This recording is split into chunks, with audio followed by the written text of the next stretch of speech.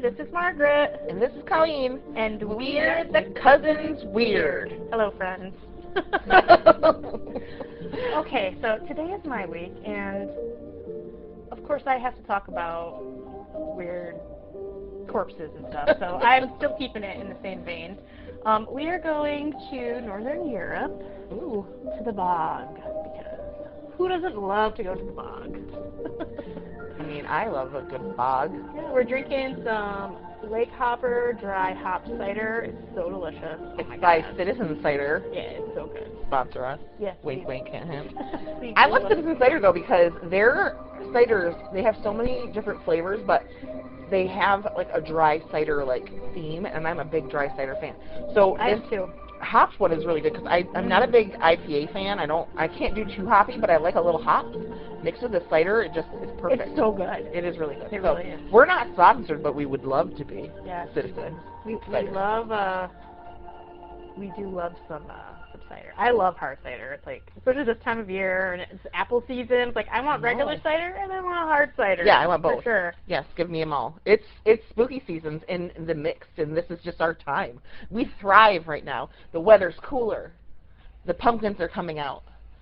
The witchy things are happening, and I buy my decorations for the whole year this time of year. I just went to Michael's and got some cute things. Oh. Yeah, and I don't put when I buy decorations at Halloween time, I'm quoting in the air right now, they're my all year decorations. Yeah, so I mean, even though like pumpkin spice stuff came out, that means it's Halloween. Yeah. It's Halloween season, it's fall, It's I'm spooky good. season, we're here. Even though it was 75 yesterday and I was sweaty and I hated it, it's not 85. No. And today it's gloomy and I like it. I do. I love a good gloomy day.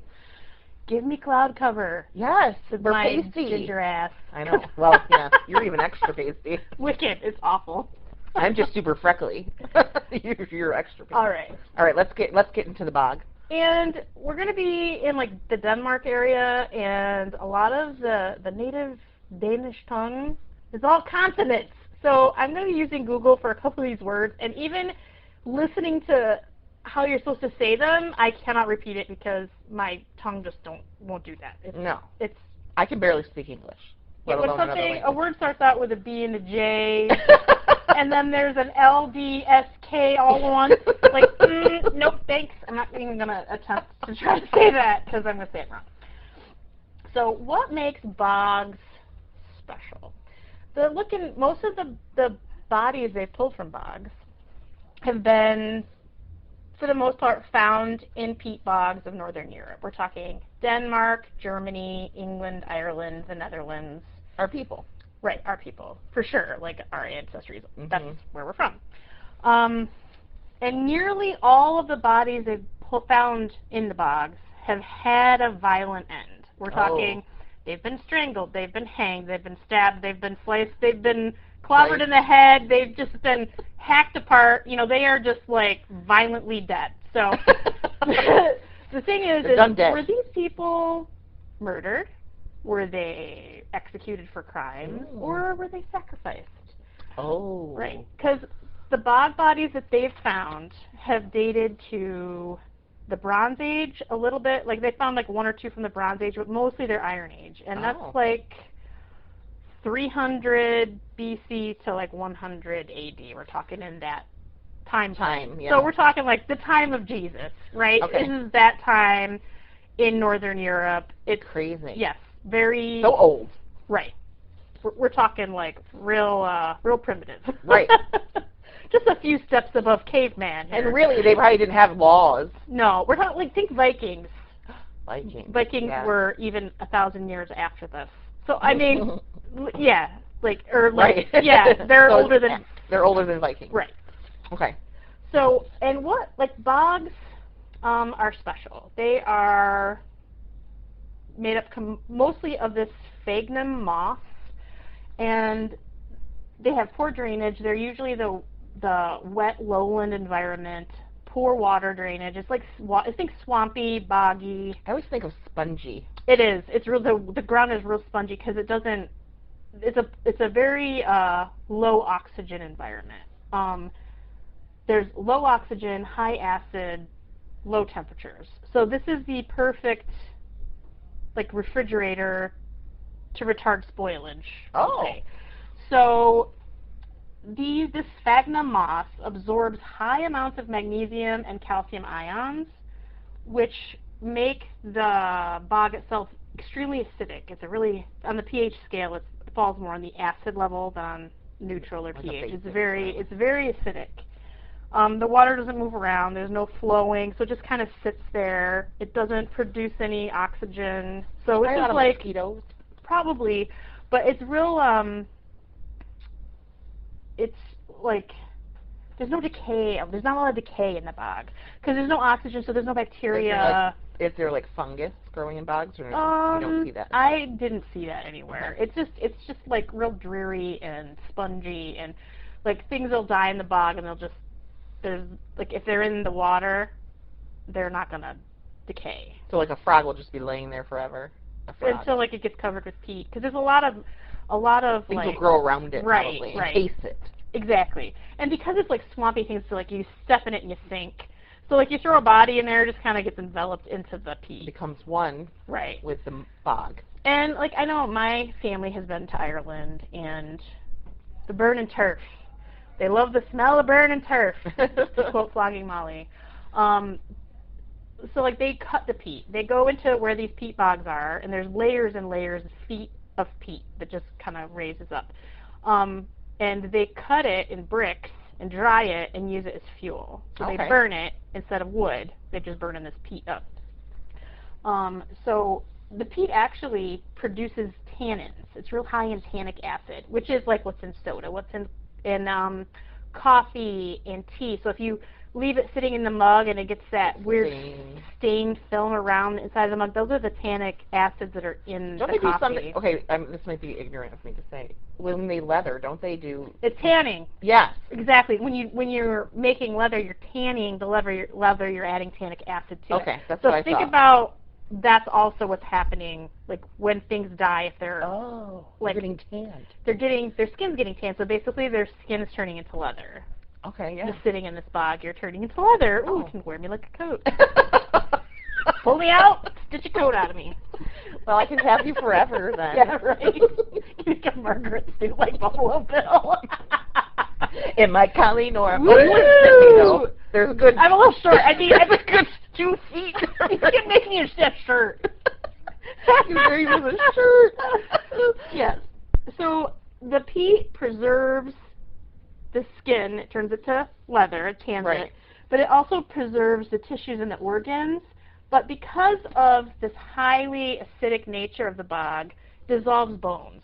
So it's the opposite of everywhere else. So most everywhere else you die, and all your meat decomposes and your bones, your stones are left, your skeleton's left. Right. But in the bog, your skeleton gets eaten away by this acid, and all that's left is the outside. The outsides. Yeah. That's crazy. Yeah, it's pretty fascinating. Science is cool. I love science. So yeah, it like basically dissolves the calcium phosphate that's in your bones because it absorbs calcium and magnesium ions, and that's what your bones are made of. So bye-bye bones. That's crazy. Yeah, you're right. It's the opposite of everything else. Like as the moss grows and then it dies, the sphagnum moss, it releases a carbohydrate polymer called sphagnum. Sphagnum. It binds nitrogen, halting the growth of bacteria. Okay. To get sciencey. That's like why it's like this is what's creating this cold, like a refrigerator. It's basically pickling you in this acid substance. So it's making you eating your bones away, but the rest of you is just kind of staying there. Yes, exactly. You're being preserved. I wouldn't mind being pickled. I love pickles, so that wouldn't bother me so much. I smell delicious. So, they have found hundreds of bodies in the bog. And it's funny, like in like the first records of people finding bodies in the bog date back to the 17th century. And before that, if anybody was digging and found a body, they just would rebury it in the cemetery, in the churchyard. So they didn't even think anything of it until we get into like the 17th century, and people are like, oh, this is something special. Like they started to understand a little bit more about things, and they're like, oh yeah, I think that we need to study this because this isn't, what are they wearing, you know, like what they have. Another really cool thing is in Ireland, people who are doing the peat, harvesting the peat to make Right. turf. They found large packages of butter and lard in the bog, like that are old, that are like in 2017, a turf cutter in the county of Meath in Ireland found a 22-pound hunk of bog butter that was 2,000 years old. What? So these people, it's like, they're like, oh, things don't decay, so let's put our butter in the bog and it'll keep it from going rancid, right? It's like, I don't know, like there's bodies in there. I don't want to eat butter out of like body butter. The whole new term of body butter. Club with the soap? Yeah. It's the butter. It's the butter. It's the butter. But yeah, it's like they have it in, like, you can go to the museums and they smell terrible, but they're still like 2,000-year-old butter. That's crazy. In the bog. Like, can you imagine how bad that must smell? My toast. Some tannic, gross butter from some. But I get their reasoning for it because like, oh, it won't go bad. And one thing cool too is, for the most part, most of the people they're finding are just peasants or regular people. They're not like royalty. No, and I mean most like tombs that you find, especially like in Egypt, those are all like pharaohs. They were like royal people. Right. So you're getting a view into the life of royalty, but you don't really see a view of how like regular people live. Right. So it's a little skewed. But these are like people that were just real everyday people. Right. And they were living there. They can study. They can do full autopsies on these bodies they're pulling out of the bog because they have all of their internal organs. They just don't have a skeleton. Crazy. So they're like flat. Like you get the air out of you. Yeah, like you're like they suck like all the important stuff out, and you're just like this. Like I can think of it as like Looney Tunes. Yeah. When you get smushed, and you get flat. To blow them up. Yes, it's exactly what these people look like. They need to be reinflated. It's pretty crazy. But in 1950, in Silkeborg, Denmark. Oh, good job at that. Silkeborg, I watched a documentary so I could. You could say it right. And the people in it were Danish, speaking English. Saying it correctly. So I'm like, okay, I know how to say that. But the name of this bog, and I'm going to play it for you because it's a mouthful, and there's no way that I can pronounce it. I'm going to play it. Maybe. Not. Bien skåldal. And I'll play that again. Bien skåldal. That bog.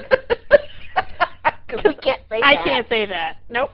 Even with the lady telling Even with like, yeah, I can't. I tried, and it was bad. But these two brothers and their wife, they were digging peat in the bog. It was 1950, and they were harvesting peat in that bog that I just said. And they discovered a corpse, and they called the police because they thought they unearthed a murder victim. Well, yeah. Yeah. You wouldn't expect a corpse to be there for very long. And the brothers' names were Viggo and Emil, but I love Viggo because Viggo Mortensen is a hottie. And Viggo's from here, so that's yeah, our claim to fame. Yeah, Viggo Mortensen. That and who I've met. Wink, wink. Wink, wink. And I hid because I was like terrified.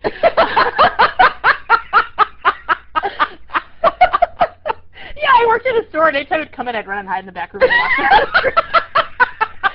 Like, I can't talk. I can't form words. I can't, and I felt like a dork, so I just ran in. No joke. He's very attractive. Yeah. Of course, he's much taller than you think, too. Okay, anyway. We digress. I digress, yes.